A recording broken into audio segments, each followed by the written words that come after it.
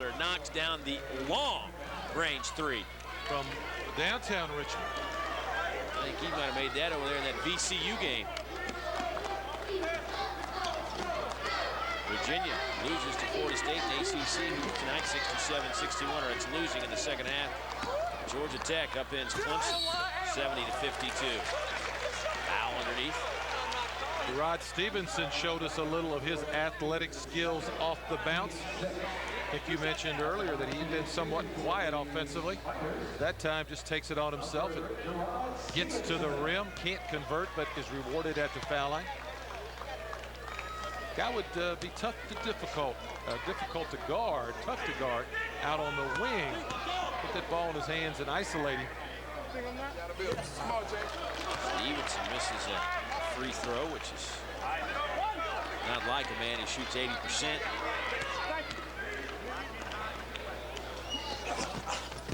Misses both free throws. Just not Stevenson's night tonight. They haven't really needed him, though. And that'll be an offensive foul against Tony Parham. And that's the quickness, once again, of Marseille Brown. I think you made a good point. Coach John Beeline has to be happy with his star player, leading offensive player, not having a good game. Everybody else picks up the slack. Marseille Brown defensively has done an excellent job. He's kept the ball alive, got his team into the offense. The scoring load has been spread around, and the Spiders up by 12. 5:30 to play. From the University of Richmond. Stolen away by Meadows. Up ahead it comes to Parham. And count the bucket. Tony Parham put on a fast break clinic, score the bucket. Marseille Brown whistled for the foul. Sweet revenge for Mr. Parham. They've been going at each other, Brown and Parham. And I will say again, Parham has never once had 1 ounce of quit in him this evening. And there's been a golden opportunity. Looks that ball in. That youngster just plays hard all of the time, whether they're 20 up, 20 down, making a rally. He's in the ballgame. Parham now with 15 points. He's perfect 6 of 6 from the free throw line tonight. Continues his hot shooting, converts the three-point play.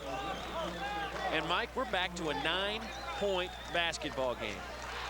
With 5:19 to go and the Pirates' ability to shoot the three, they're in it. That'll be a delay of game warning against East Carolina as Meadows crossed over that boundary between he and the inbound. There's Baker, trapped by East Carolina. Seems like it would be hard to trap this Richmond team. They've got a lot of good ball handlers. They showed us exactly that. But you have to throw everything pressure-wise at Richmond right now. 15 on the shot clock. There's Brown. He has 13 points in the game, goes inside. And an offensive foul goes up against Marseille Brown. That's his 3rd foul, and what a huge defensive stop and a turn of events. With a 3, this could be a 6-point basketball game. It was 22 at halftime. Brown, 1 step too many. The big fella, Dink Peters, over there, anticipates very well for a man his size. He's at the line, but Marseille Brown maybe just a step too deep into that paint. Just a 1-and-1 situation, so the best they can do is cut it to a 7 as both teams are in the bonus. Dink Peters misses the front end, and that is not what you need with the clock stopped. You would hope to go away with at least 1 point on that particular play. The clock stopped. That's in your favor.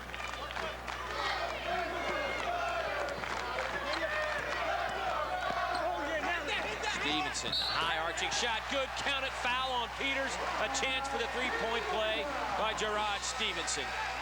The pin down on the baseline created a mismatch, caused the big guy Peters to go out on Stevenson. Not a good matchup. The look on Dink Parham's face as he approached the shooter. He knew he wasn't supposed to foul. Tried his darndest not to foul. Referee was right there.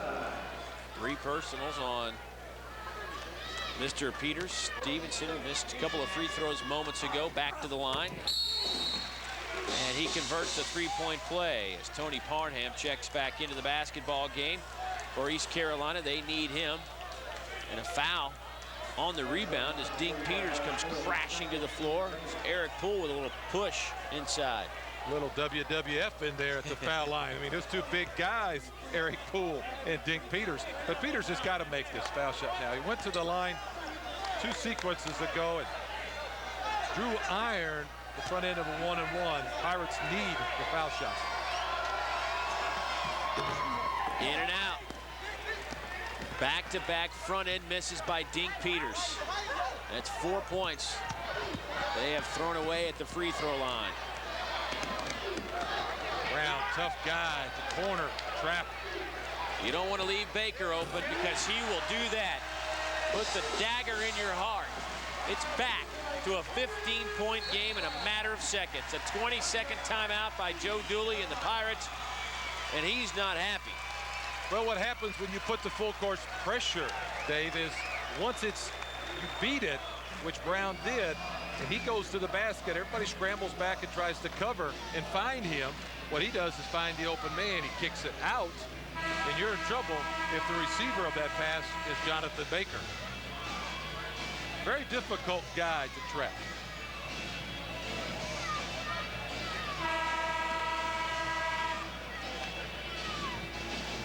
Baker with 19 points, 5 of 8 from behind the arc. Not a bad evening's work for a man who averages just under 10 a game.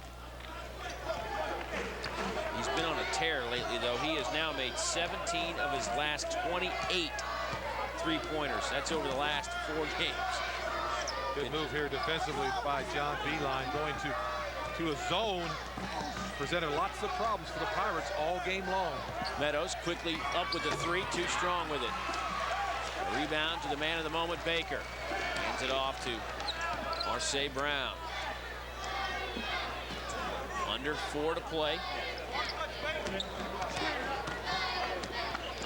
Brown doing a very good job keeping this Spider team in the offense, seizing on any opportunities to push the ball in transition. Stevenson, shot clock at 10 off the side of the backboard, gets his own rebound.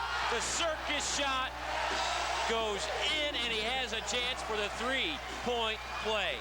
Everything going the Spiders' way. Rod Stevenson, in all honesty, took a bad shot, forced the shot on the baseline. But what he did that you have to love as a coach, he went and got the ball. What do you do if you're Joe Dooley? You can't expect to play much better D than that. Just a fantastic effort by Stevenson. That's all you can say. Talent won out, effort won out on that particular sequence. And Stevenson converts on the 3-point play. The CAA's leading scorer has 16. It has been an inside, outside, and special inside game by the Spiders. They lead it by 17. He loves to play. He's the first here. He's the last to leave. But when he asks a question, you have to lean forward and listen to the whisper. But he's got a wonderful effect on this team. He wants the ball in crunch time, and he's delivered. That is a man who, as a junior, had a subpar season, averaged just over 11 points. This year, he is back with a vengeance, folks. Leads the CAA in scoring. Scored in double figures every game this year, and he has 20 or more points 8 times, and currently with 16 points and 9 rebounds. And John Beeline was just beaming over Gerard Stevenson today. Certainly was. Stevenson knows how to play. He knows how to work the defender. Very quick with the rocker step and the first step dribble. Not a power player by any stretch. Intelligent player. Edwards glides through the air but can't get it to fall. Can't get that to go, but he's working hard offensively, trying to break this Spiders 9-0 run over the past minute and 30. Which opened this back up to an 18-point game as it looks like Tony Parham laying on the floor. Might have caught a stray elbow. I didn't see what happened while Edwards was chasing down his offensive rebounds. Parham just hit the ground. Parham having a nice night with 16 points. He has been on a tear for this East Carolina team. He really has. He's been the glue to this team, and he's been the guy that Joe Dooley has to look to, I'm sure, to make something happen to stir his team up. Raphael Edwards labored offensively because of the Richmond zone. Dink Peters has done a pretty good job in the second half, but the total game belongs to that man for the Pirates. He's really been Mr. Consistency. Guys back in tape, take a good look at that. Take a look at the replays there. Couldn't find Parham anywhere. So it must have been a definite inadvertent elbow that caught not only everybody in this building by surprise, but Mr. Parham as well. He'll be back. The sense that he's the type of guy that does not like to spend much time over there with the coaches, but he's definitely hurting. Second all-time assist man at East Carolina. Edwards will go to the free throw line. Edwards with just 6 points. Make that 7 tonight.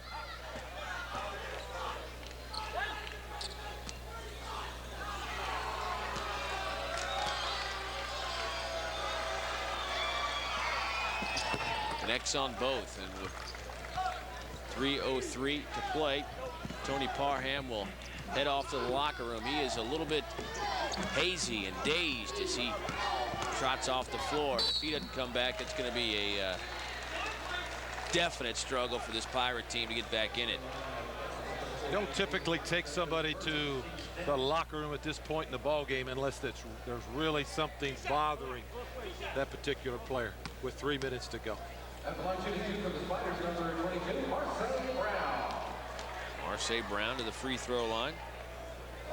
Dave, when you look at teams, and you and I have a chance to see a lot of them, what separates a lot of teams within their leagues and around the country is the ability of the point guard, number 22, Marseille Brown, to make things happen, be under control. And that's what he brings to this Richmond team. Brown with 15 points. Daryl Oliver back on the floor as Nick Patrick takes a seat. Daryl Oliver had a good game in the first one against the Pirates, scoring 15 points, 5 of 5 from the floor. It's an 18-point Richmond lead. Richmond looking very impressive here today. Had a couple of mental lapses, but let East Carolina cut it down to a single-digit game as Edwards gets a bucket. But other than that, they have played some solid basketball on both ends. They really have. Defensively, they've been very impressive. They will run some clock here with 2:30 to play. Stolen away by Edwards. 18 seconds will be on the shot clock as it rolls out of bounds. Richmond basketball, and Vincent Sharp comes back on the floor for the Pirates, and Dink Peters will take a seat. East Carolina very, very small in their pressing mode defensively.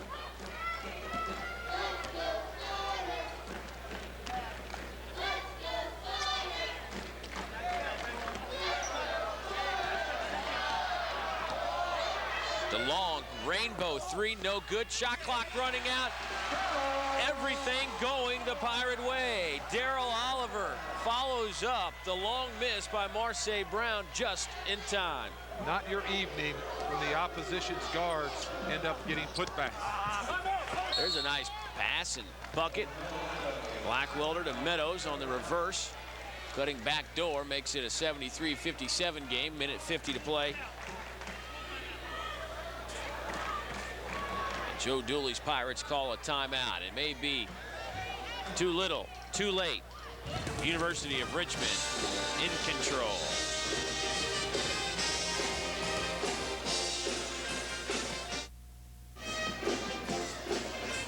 Jonathan Baker with 19 big points. Marseille Brown with 15. Those two have done the damage. 22 and 25 have been rather special here tonight as Richmond leads East Carolina 73 to 57, 1:50 to play. Dave Neal along with Mike Pratt from the Robbins Center. And you could join us for some college hoops on Fox Sports South tonight. Marseille Brown makes very few, if any, errors with that ball in transition. Knows where he wants to get to and how he wants to go there.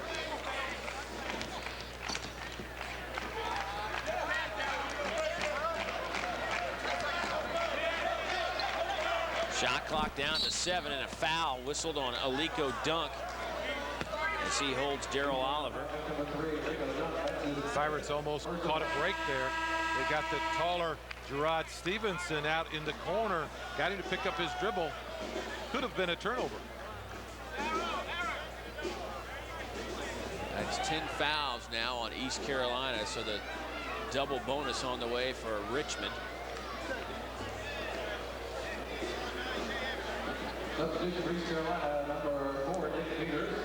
And that'll be 5 fouls on Ecu Dunk in the process. So Dink Peters comes back onto the floor.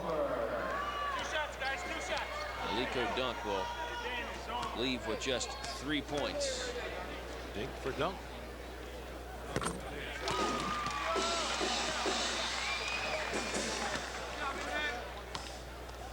Oliver knocks it down. Oliver looking for his 4th point, and he gets it. Richmond, good play from their bench. Points and performance defensively for John Beilein's bench. 22nd timeout on the floor, 75-57. 22-point game at halftime. Right out of the gates, East Carolina was on a mission. They cut it down to 9 in a 5-minute period, and the next thing you know, it's back to 18. Then they go on another big run, cut it to 9. Dink Peters misses the front end of 2 1-and-1s, and that really was the turning point to where we are now at 75-57. I think that was a stopper, no question about it. And of course, that man has been sensational tonight, Jonathan Baker. He can shoot it. You have to recognize that. The Pirates really slow to pick him up in transition.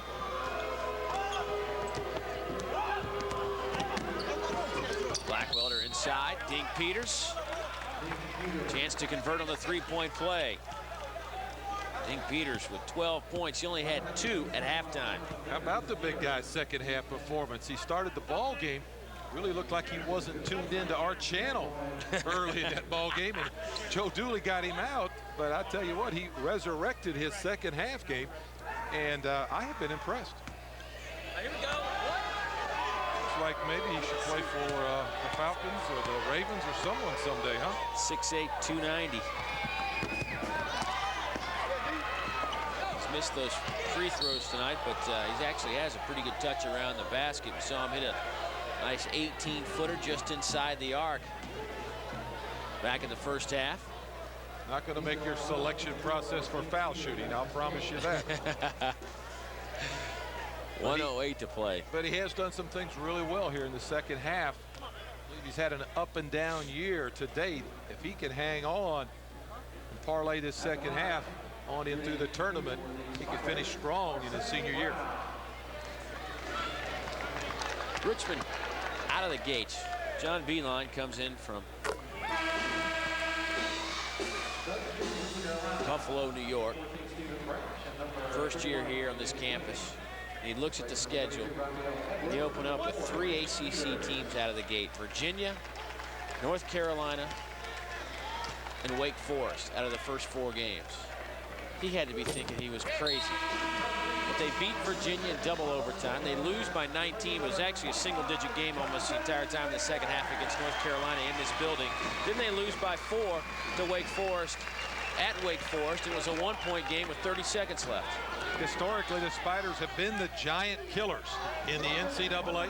The regular season is part of their tradition here to play those types of people. Blackwelder with a 3-pointer.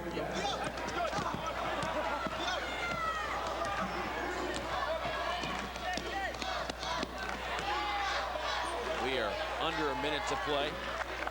Blackwelder with 10 points now, and that'll do it for this basketball game. Pirates unwilling to foul, letting the clock go. 10 on the shot clock. Brown penetrate, kicks. Guido, the runner no good, gets his own rebound. The follow-up, count it. Merry Christmas, right place at the right time. Blackwelder will finish the game with 12. Pressure continues for Richmond. They will go to 15-5 and 8-2 in league play, 8-1 at home. The only loss coming to the Tar Heels. East Carolina will fall to 8-12 and 3-7 in the conference. It was a fine performance by John Beeline's Richmond Spiders, and we saw some spurts of why many people think this East Carolina team can be a team that you won't want to play in the CAA tournament because they have some talented players. Confidence, they're a real bugaboo right now. They can gain some in the next 10 days. They could be tough come tournament time. 79-64, the Spiders over the Pirates. We will come back and wrap it up from the University of Richmond after these messages. Oh, yeah. Richmond 79, East Carolina 64. That is our final from the Robbins Center on the campus of the University of Richmond, and it was a fine performance by the Spiders, and I think it sends a message to the rest of the league is that, yes, Richmond is back when it comes to CAA basketball with now a 15-5 record and 8-2 in league play. You had to be impressed with what you saw, both offensively and defensively. No question. I think any time as a coach your team can win when your leading scorer and one of the premier players in the league doesn't have a exceptional offensive game. You have to be happy as you can be. And I think Coach Beeline's got to go in there and say, hey, guys, that was one heck of a team effort. Well, the good news for East Carolina is they held Gerard Stevenson, the leading scorer in the conference, to just 16, 3 below his average. It was a fine performance all the way around. Baker with 19, Brown with 17. The Spiders beat the Pirates. For my partner, Mike Pratt, our entire Fox Sports South crew, I'm Dave Neal saying so long, everybody. We'll see you down the road, and Fox Sports News is next.